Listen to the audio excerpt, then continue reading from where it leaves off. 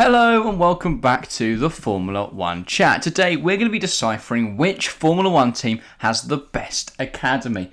Going to look at all the different factors available, such as drivers that have reached Formula 1, world champions, which there's a surprisingly low amount of actually, but that's mainly because we see periods of dominance, isn't it? But yes, we're going to look through that. We're going to look at current drivers and all that sort of stuff. Now, this was a suggestion from one of our viewers, so if you want to see something that a video that you want, we may cover it. So make sure to leave that in the comments. But yeah, shout out to Lloyd Casale for this idea.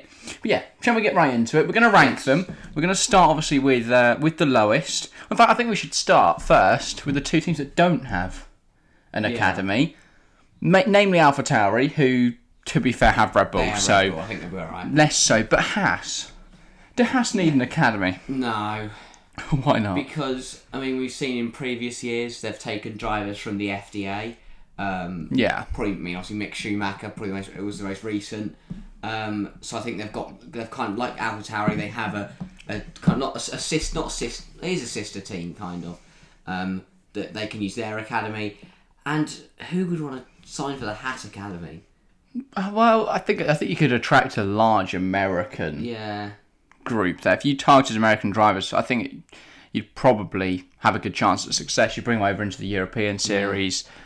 I think it could work, but obviously Haas, they're not as deep into Formula 1 as a lot of the other teams. Then they haven't got the same sort of infrastructure. They haven't got everything together yet. They've not got a junior team. But I think if they are in F1 for a couple more years, they may then invest in one. Yeah. If they see that they'll be in the sport for a long term, then maybe they'll get one. But I do think not having one does imply that potentially they may look to sell in the not too distant future. That wouldn't be too surprising if that is how Andretti is to reach Formula 1. If you think about it, they were around the time that, I mean, obviously everyone else has had academies for ages, but around the time that the current current crop of F2 and F3 drivers was signing on academies, Haas were in the middle of their rich energy problems. Exactly. Which is why then they couldn't set up an academy, they couldn't sign anyone on. But they have, as you say, they have taken Mick Schumacher from the FDA, but the problem is that the Ferrari Academy also, used to go into Alfa Romeo, didn't it? They used to have an Alfa Romeo seat. Now they don't. Could Haas offer one of their seats? If Hülkenberg or Magnussen is to retire, could they, if they choose to get rid of one of them, could they offer up one of their seats? Because we saw how Alfa Romeo used that seat to great success. Yeah. They had first Charles Leclerc in there, then Kimi Räikkönen, and then they signed Kimi Räikkönen as their actual driver, and Gio took that seat. But do you think Alfa Romeo have a better lineup without a Ferrari driver with? Because they wouldn't have Gio Guan Yu. They'd have Bottas and a Ferrari Academy. Maybe Robert Schwartzman, maybe Callum Ilott, someone like that. And then when you put it that way, I'd say Zhou's better, I think. Yeah, and now they've got their own academy. Then in the not too distant future, there's a lot of exciting Ferrari talents. So did they lose out there? There are, but Théo Pourchaire, for me, has the minerals to be a race winner in Formula 1. Yeah, and they have their own academy, don't they, Sal? But yeah, we're going to rank them then. We'll start from number 8, which is the Aston Martin. We've discussed this before we came on. We've put together a list, which you may agree with, or you may disagree with, and I'm sure there'll be some contention between us over this list. But with 8 that we've got from the Aston Martin F1 Driver Development Programme, the longest named one on the list. They just love really long names. They do, and they've got a stacked academy of literally just Felipe Drugovich. This was formed last year. They brought in Drugovich. It kind of makes sense though, because obviously they have only become Aston Martin for the last 2 years. Yeah. It's just amusing. I mean, who else better to snap up? They have a Wikipedia, and it's just Drugovich. It's sensational. But not a bad way to start your academy though, with an F2 world champion. No, and I think they'll add to that, won't they? I think they'll pick up a few more. I wouldn't be surprised if they go for more British drivers. That seems to suit the Aston Martin philosophy, I guess. And I wouldn't be surprised if they move some of Alonso's youngsters over there. Obviously, Alonso has his own sort of karting thing, and they all were feeding into Alpine. Wouldn't surprise me if they come over to the Aston Martin Academy. So we could see drivers like Pepe Marti and Nikola Solov move across to Aston Martin. That wouldn't surprise me too much. But I also think that there's a lot of drivers, especially in F2 and F3, that haven't got academies. Yeah. I mean, I think the best British one for me that hasn't got academy, shouts out to me, is Luke Browning. I was going to say, Luke really, Browning. Really strong start to Formula 3. So that's the kind of drivers Aston Martin have got to look at if they want to expand their academy's capacity of one driver. Yeah, they probably will add a couple more, don't they, eventually? But yeah, so obviously no drivers to F1, only one currently. Yeah. There's not a lot of success there. But the fact they've only been going a year and they've had as many drivers in F1 as the team in 7th is very interesting. In 7th, Sauber Junior Team. No drivers in F1 since it was formed in 2019. They've only got 4 drivers currently, only one of which is in the top 2 formulas. But equally, as you said, it was only formed in 2019. Yeah. And they've had some talent come through it. Callum Ilott, Artur Leclerc, Roman Stanek. None of them actually saw out their time at Sauber. Artur Leclerc left for the FDA, as did Callum Ilott, and Roman Stanek. I don't really know where he is right now. He's nowhere. Yeah, I don't think he has an academy. Yeah. But yeah, so they've had some interesting drivers, but none that have actually nurtured to Formula 1. You'd imagine there's one driver in their current crop though that stands out above the rest. And probably will be in Formula 1 next season, if not the season after. And indeed, that is Théo Pourchaire. Currently second in the F2 Championship this season. He's the favourite to win it. The problem for Alfa Romeo is I think Théo Pourchaire has a lot of potential and is a very good driver, but I don't know if he'll be able to unlock that potential in an Alfa Romeo. Why not? Where do you think do you see Pourchaire being a world champion? No. I think he's incredibly talented. Do you think he'll be a race winner? Yeah.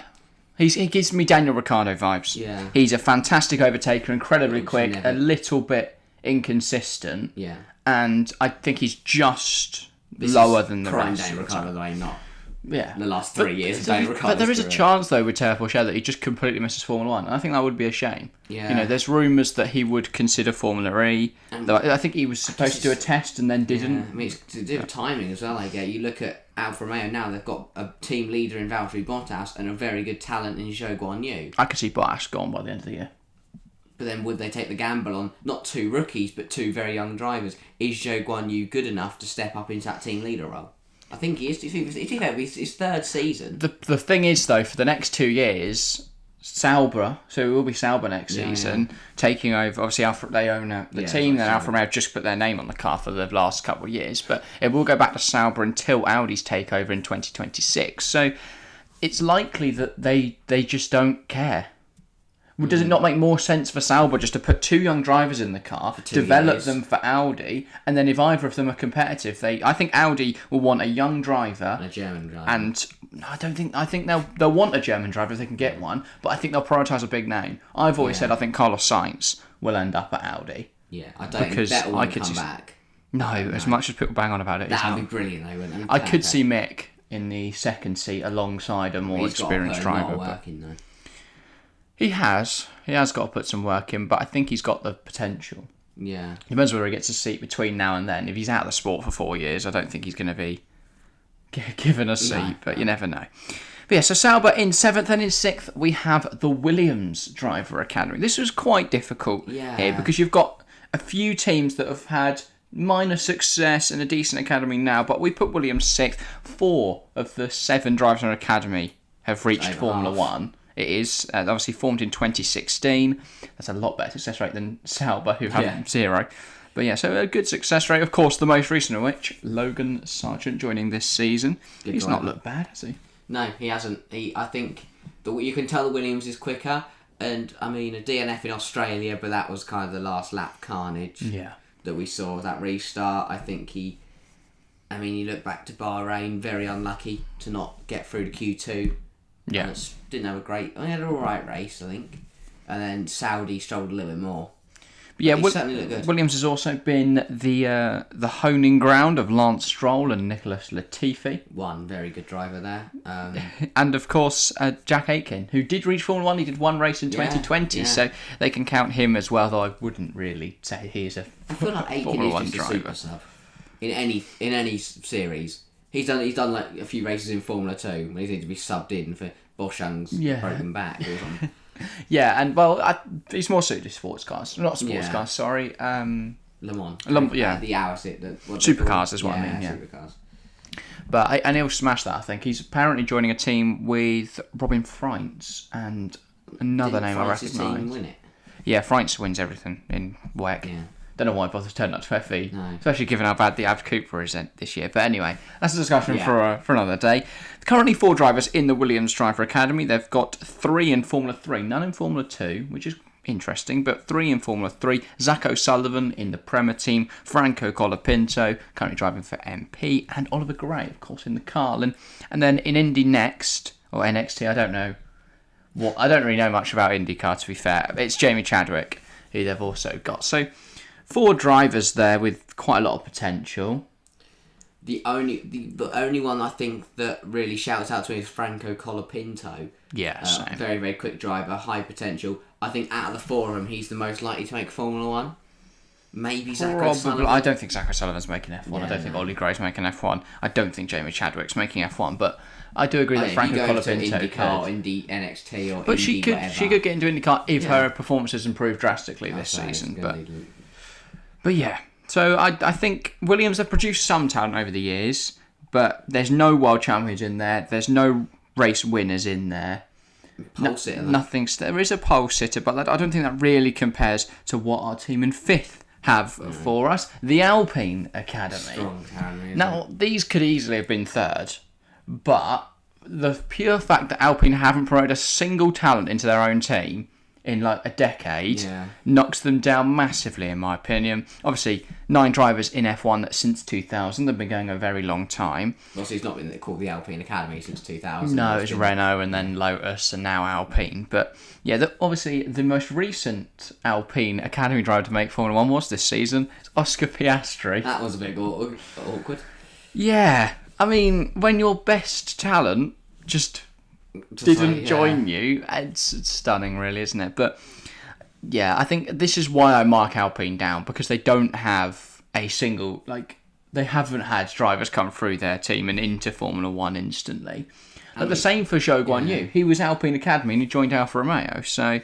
But also, you look at their lineup now, they've got a Red Bull Academy and a Merc Academy. Yeah, literally. So it's a really strange situation at Alpine. Of course, some more high-profile drivers that have come through that academy: Romain Grosjean, Robert Kubica. I think Robert Kubica could have been a world champion, was it not for that horrendous incident in 2009? But yeah, and then Grosjean, of course, the man who walked through fire. So they've had quite a good list of people in their academy. They have indeed. A man who walked through fire, and now a man who can drive one-handed. Yeah, that's pretty very good. Obscure drivers, haven't they? But yeah, 8 drivers currently in the Alpine Academy, so it's a big academy relative to some of the other teams. And there's only one team with more, and they've got 7 billion. So oh yeah, we'll leave them to the end. It's a very good academy. It looks really good on Formula paper. 2 this season: Victor Martins, Jack Doohan. 2 very good both drivers. would be competitive in the case of Doohan if he wasn't in the UNI. Surprised Alpine didn't get him a better seat. Formula 3 then, they've got Nicolas Solov, Gabriella Mini and Sophia Flörsch as well. Mini's the one that shouts out to me there. Do not disrespect my boy Solov. I think Solov's good. Flörsch is in the weird part at the back.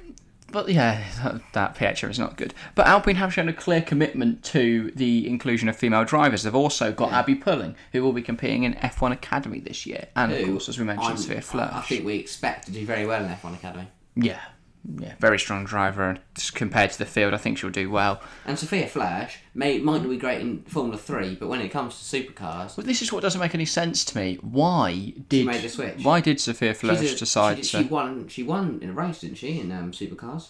She won something. Yeah, I think so. I can't remember what it was, but yeah, she's definitely a lot more... But then why would she come back to F3? I don't know. It's a bit of a silly decision. I guess she hopes she's still got a chance at Formula 1. Yeah, who knows? I guess you're just putting your name on it, Matt. Because I'll be honest, I probably wouldn't know much about Sophia Flörsch if it wasn't for her coming over to Formula 3. And Mini, 2 very quick drivers. Gabriele Mini, pole sitter in Formula 3 this year. Podiums as well. Solov a little slower to start, but equally he is... Younger, right? Like 2 years younger? 12, so... I thought Solov was 17, Mini's 19. I think, Solov is... Mini's either 18 or 19. Solov's really young. I was surprised when Nicolas Solov got moved up to Formula 3 this year. Cool. I'd have presumed another season in... Because he's the same Formula age 4 as Boganovic, isn't he? And he's younger than Boganovic. Wow. Him and Hugh Barter are the youngest on the grid, I think. Might be wrong there, but they're both very young. Yeah. They're similar to Zane Maloney and Ollie Behrman last season. Yeah. Two really young drivers that I think have had a slow start, but I think Solov will pick up the pace as we go through the year. So a strong Alpine Academy. Very strong academy. Can't quite get into the top. Fantastic talent IZ, and they get a lot of drivers into F1, but not in their own team. So that marks it down for me.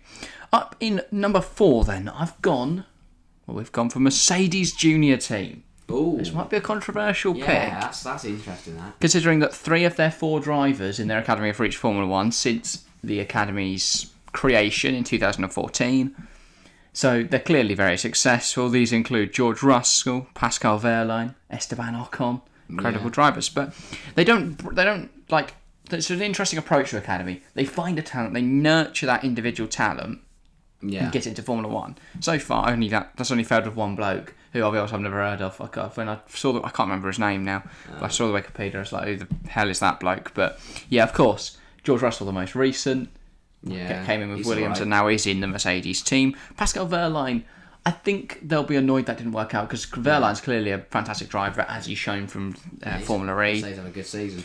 Yeah, and then Esteban Ocon as well. Yeah, he's doing really well. Driver.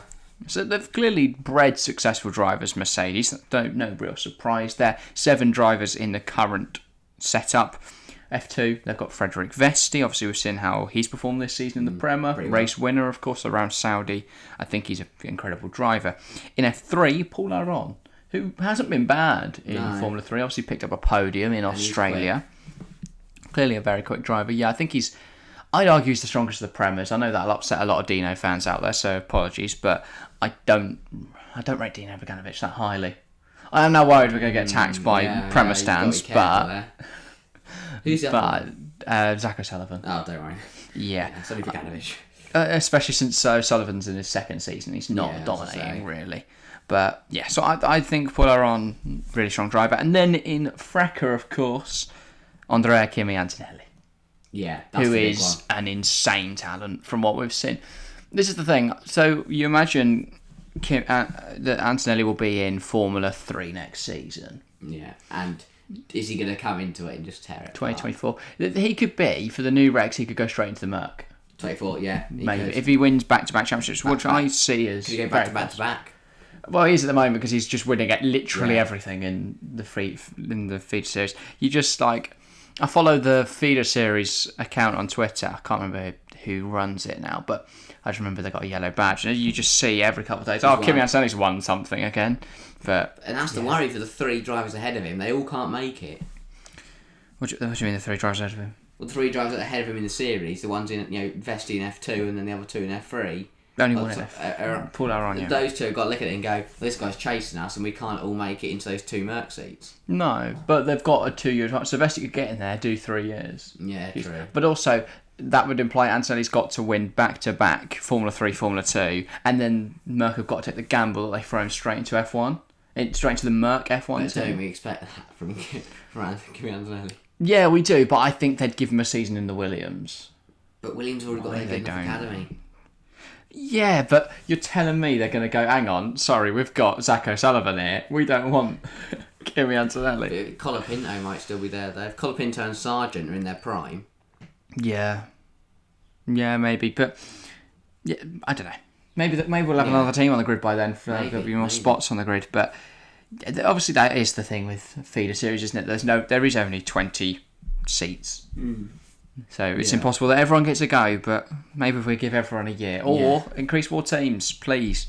Allow more teams to join Formula 1. Yeah. On with the list then. In third, we've got the Ferrari Driver Academy. This is going to be a controversial pick. This is for the pure fact that they have no world champions. Yeah. That's a good point. No world champions. 6 drivers in Formula 1 since its inauguration. I think that's the right use of that word. Yeah. In 2009. The most recent of which, Mick Schumacher. That wasn't great.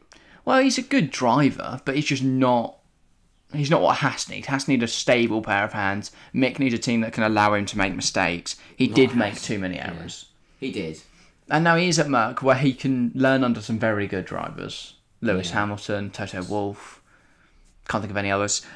So he'll learn there under them. If he learns under George Russell, it'll just get worse. Harsh. But yeah, Mick is clearly a decent driver. Won F2 with Prema. I think he was helped by the fact that Prema was ridiculously good, but he's still a good driver. Then back in the day, Sergio Perez actually came through the Ferrari Driver Academy, and obviously Charles Leclerc, the most notable. Big name. Yeah, very big name. So they've had some good drivers come through their academy through the years. Obviously, also Zhou Guanyu is counted in that because he was with the Ferrari Driver Academy for about a season. Oh, yeah. So he counts as one of their drivers that reached F1. So, yeah, there's some drivers in F1, but I don't think they're ahead of the two teams above them. They're close to second. They are miles away from first. But and I only put them ahead of Mercedes due to the fact they've had more drivers. Yeah. And I just think if you look at their roster, Mick Schumacher, I think Schumacher, Perez, Leclerc outdoes Russell, Verlaine, and Ocon. Oh, yeah, 100%. So, 100%. I think Ferrari had better success. And then, of course, their current driver academy, 8 drivers in it. We'll only look at the F2 and the F3 if not we're going to be here all day because they've got a lot of kids in karting who, I'll be honest, I've never watched. But in F2, Frederick Vesti. Oh, sorry, I'm looking at the wrong one. In F2, Arthur Leclerc. Arthur, looking at that. I mean, he's just there because he's Leclerc's brother, isn't he? Harsh. And Ollie Behrman, of course, who is the GOAT. So. He's quite good. But yeah, Arthur Leclerc had a very good start to life in Formula 2 thanks to that DAMS. Yeah. Which is it's quick. very quick. But F2 is a spec series, remember, guys. There's definitely no advantage to be had. But that PHM looks rapid. Yeah. Ollie Behrman then, of course, also doing well in Prema. He's had quite a lot of misfortune, I think, this year. As for Formula 3, we mentioned him a moment ago, Gino Bogdanovic. Clearly a very good driver. Capable, very capable. Yeah. But as I said, I'll put him just below Paul Aron, just a personal favour. But yeah, so the Ferrari, they're a good academy. They bring drivers through. They've got a very successful F4 team as well. They've got loads of drivers. So yeah, I think they're definitely going to have more drivers in Formula 1 in the future, and they've already got quite a lot at the moment. P2 then. Oh. Is it Haas? No, they don't even have an academy. It's McLaren's Young Driver Programme. This is controversial. What? Where would you put them? No, I think. No, cause I think it's right because obviously they have bred a world champion, but I think if you look at who's on their roster now, you can compare Ferrari, Merc, and McLaren. I think it's close. Oh, yeah, if you look at current roster, McLaren are minced because they have one driver. It's the same as Aston Martin, but obviously their success helps them out. 7 drivers in F1 since 1998. They are the oldest academy in Formula 1. So there's 7 drivers in a long time span compared to Ferrari, who in half the time have bred just one less. Not much success for McLaren, but they do this thing of taking a driver, nurturing them, getting them into Formula 1. They're very good. We've seen it with drivers like Stoffel Van Dorn, Nick de Vries. They both came through McLaren. But yeah, and then, so the most recent, Lando Norris. Obviously, he's in the McLaren team, quick. Clearly a good young driver. And yeah, obviously a great example of what McLaren can do. And then they've got a world champion, of course, Lewis Hamilton, the 7th, probably the greatest Formula 1 driver ever. So that helps them. Yeah, that just kind of boosts their score. Yeah, it does. And then Kevin Magnussen as well, another big name. Not a world champion, but he's pole not. Sitter. Yeah, podiums, yeah. So he's not a bad driver. Obviously, he did join McLaren at the start of his career, has bounced around many different teams, and now finds himself at Haas. So, yeah, some good drivers in their roster, McLaren, and but equally Lewis only won one world championship with McLaren, so they've not had the most success from their drivers, but a lot of them do reach McLaren, which is a lot more than can be said about Alpine. Only one driver currently, as we mentioned earlier, in British F4, it's Ugo Chukwu. That's what they do. They don't take on those drivers at once. No. They take 1 or 2 drivers and they make sure they're going to make it. Do you think the young American will reach Formula 1? Yeah. Okay. I thought you were going to expand on it. No, sure. I think you will. I think he's a good driver. And as I said, McLaren will nurture him right to the very top. Very interesting. I wonder who's top. Well, who's it going to be? Is it AlphaTauri? Is it Haas? No. Of course, the most successful junior team, Red Bull. Red Bull's junior team. 15 drivers in F1 since 2001. They are cheating because they have 4 seats, really. But the fact that they've got almost as many as I think the entire grid combined. Yeah, it's pretty good. In fact, almost. If it wasn't for Ferrari and McLaren having so many, they would have more than the rest combined. But yeah, 15 since 2001, an absolutely insane number. The most recent of which, Yuki Tsunoda. So it's been a couple of years. I've had a bit of a dry spell of 2 years. Dry spell. To be fair, they usually would have someone in that time period. But yeah, Yuki Tsunoda, of course, in that AlphaTauri seat. Do you think he'll drive for the Red Bull main team? No. Why not? Oh, I don't know. Because I think he will. I haven't been that impressed with Yuki. I feel like if he was going to go up to the Red Bull main seat, it would be a bit like a Gasly or an Albon story. He just wouldn't really cut it. But he's done really well so far this season. He's took his time. In the AlphaTauri, it's not like Albon where he's there half a season and then got bounced up for it. It's not like Gasly where he did 1 year. This is Yuki's third Formula 1 season. He's been given time. Red Bull clearly believe in him. So does point that to potentially they will give him that time. Of course, we could list off many drivers that have come through the academy. You mentioned there Gasly and Albon, but the two most notable, Sebastian Vettel and Max Verstappen. They're world champions. They made, you could look at any aspect of Red Bull and they're better than every other academy in that way. They've made 2 world champions. More world champions, more drivers in F1, more drivers currently. They've got a ridiculous amount of drivers. Literally, their list of F2 drivers is mental. They're half the grid. Pretty much, yeah. They're not far off it, but yeah, absolutely insane. Obviously, those 2 world champions, Max Verstappen and Sebastian Vettel, massively helped them there. But yeah, 12 drivers currently. Not sure I can name them all. Super Formula, you've got Liam Lawson, of course. He won his first race in Super Formula. Yeah, success wherever they go, really, isn't it? The second race came P5. Yeah, and then in Formula 2... Here we go. Bear with us. Dennis Hauger, Ayumu Iwasa, Jack Crawford, Isaac Hadjar, Enzo Fittipaldi, Zane Maloney. Obviously, 2 of them signed Incredible this year, roster. Maloney and Fittipaldi signing this season. Incredible roster there of 6 drivers that are all up there. Yeah. It's just mental how many drivers they have, Red Bull. Yeah. They've got, the competition for that second AlphaTauri seat, potentially if Yuki stays, or both the AlphaTauri seats, if they bump Yuki up, is mental. That's ridiculous. I mean, my current... I'd probably say Hauger and Iwasa are the favourites for those seats. So they're the only ones, out of all of them, they're the only ones that have had 2 years in Formula 2 now, apart from Fittipaldi, he signed this year. Yeah. But they've cleared it. It's a stacked academy, isn't it? They've got a lot of good drivers. And then even in Formula 3, Sebastian Montoya, he's been hit and miss so far. Yeah. Seb, or I can't remember his 100 nicknames he listed in that F3 video. He got a podium, sorry. Oh yeah, well, he's done all right. Yeah, he's not been obviously he carries that Montoya name, which I think helps. Or does it hinder? Helps. Yeah. Do you think having a successful parent, a former Formula 1 driver parent, helps? I also think Red Bull look at it and go, if we can get a Montoya back in Formula 1, everyone's going to love it. Yeah.